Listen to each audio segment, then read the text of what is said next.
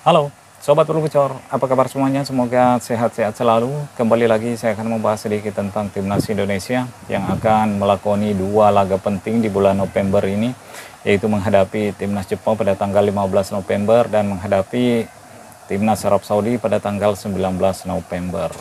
Dan tentunya ini dua laga yang wajib dimaksimalkan oleh Coach Sintayong. Apalagi PSSI memberikan target kepada pelatih Timnas Indonesia saat ini, yaitu Coach Sintayong, untuk bisa membawa Timnas Indonesia melaju ke putaran keempat kualifikasi Piala Dunia zona Asia, teman-teman.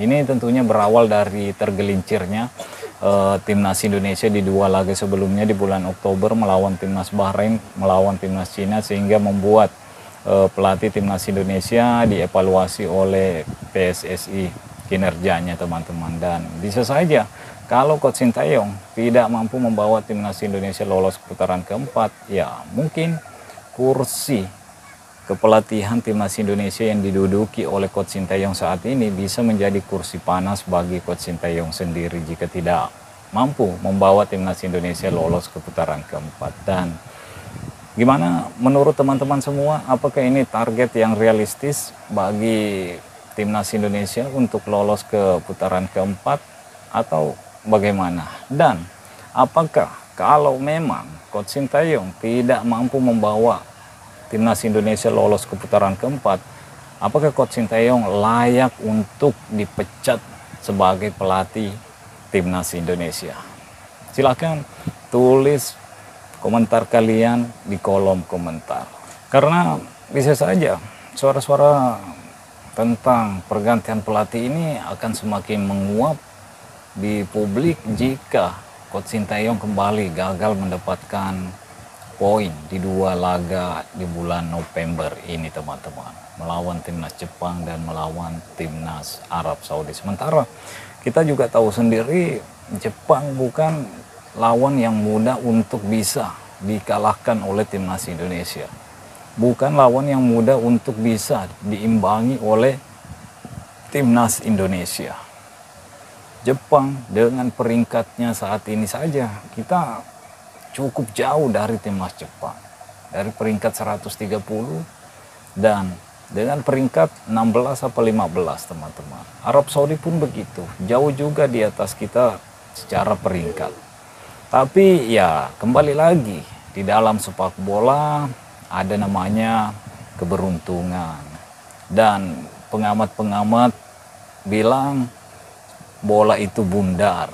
Di dalam lapangan kita nggak tahu, bisa saja Timnas Indonesia mengalahkan Timnas Jepang, mengimbangi Timnas Jepang, mengalahkan Timnas Arab Saudi, mengimbangi Timnas Arab Saudi. Tapi kalau kita berbicara tentang kekuatan di atas kertas, baik dari segi ranking, melihat penampilan-penampilan yang ditampilkan oleh Timnas Jepang, ya kita mungkin akan sulit melihat Timnas Indonesia untuk bisa memenangkan pertandingan melawan Timnas Jepang atau bahkan mengimbangi Timnas Jepang.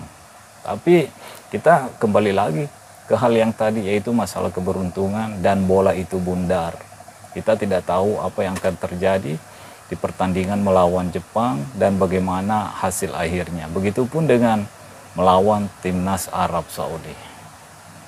Jadi kembali lagi ke pertanyaan sebelumnya, yaitu kalau Coach Sintayong dipecat, apakah Timnas Indonesia akan semakin baik?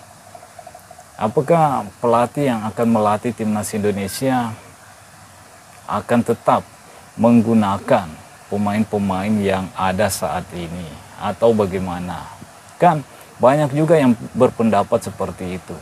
Kita banyak pemain-pemain diaspora di dalam skuad Timnas Indonesia yang sebelumnya memiliki paspor Belanda dan sekarang memiliki paspor Indonesia. Ya, banyak yang menginginkan pelatih dari Belanda supaya komunikasi antara pelatih dan pemain berjalan lancar. Ya nggak salah juga sih. Yang namanya pelatih baru, ya tentunya ada dua kemungkinan juga.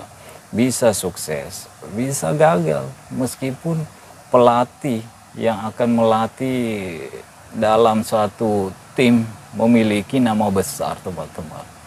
Kan kita banyak contoh loh, pelatih-pelatih besar yang mempunyai nama-nama besar, ya gagal juga melatih tim-tim yang bisa dikatakan dengan pemain-pemain yang bagus-bagus di dalam timnya. Bahkan secara komunikasi tidak ada kendala. Tapi menurut saya sejauh ini Coach Sintayong melakukan pekerjaannya dengan baik bersama timnas Indonesia. Mampu memotong generasi timnas Indonesia, memakai pemain-pemain muda di awal-awal dia datang melatih timnas Indonesia. Setelah itu membawa timnas Indonesia lolos ke Piala Asia U23 senior, dan saat ini timnas Indonesia lolos ke putaran ketiga kualifikasi Piala Dunia zona Asia. Semakin dekat tentunya ke pintu Piala Dunia. Artinya Coach Sintayong melakukan pekerjaan dengan baik selama menjadi pelatih timnas Indonesia. Tapi karena ekspektasi kita semakin tinggi, ditambah banyaknya pemain-pemain diaspora yang udah bergabung, tentunya semakin melambungkan harapan kita kepada Coach Sintayong.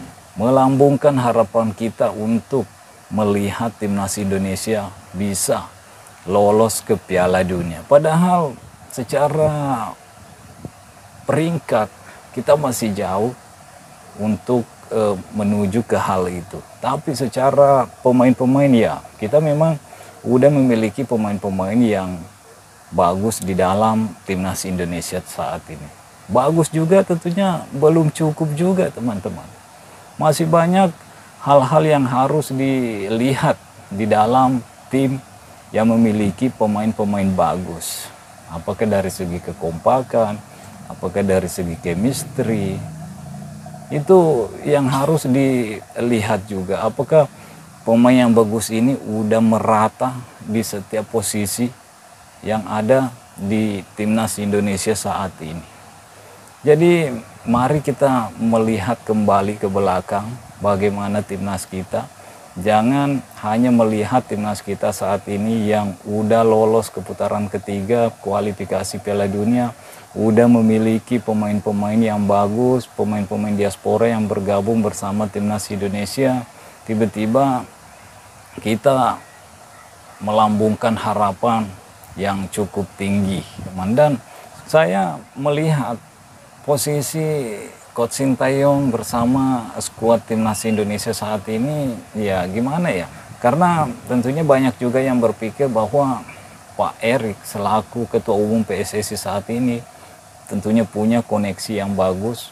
Jadi bisa saja Pak Erik akan gampang menemukan pelatih-pelatih yang akan melatih timnas Indonesia. Tapi ya menurut saya sejauh ini Coach Sintayong berhasil bersama timnas Indonesia sejauh ini, teman-teman. Tapi saya juga tidak tahu, karena keputusan itu tentunya ada di tangan PSSI atau Ketua Umum PSSI Bapak Erick Thohir. Yang jelasnya kalau saya pribadi, saya ingin melihat Coach Sintayong berakhir sampai kontraknya juga berakhir bersama timnas Indonesia. Yang jelasnya ini pendapat pribadi saya, teman-teman.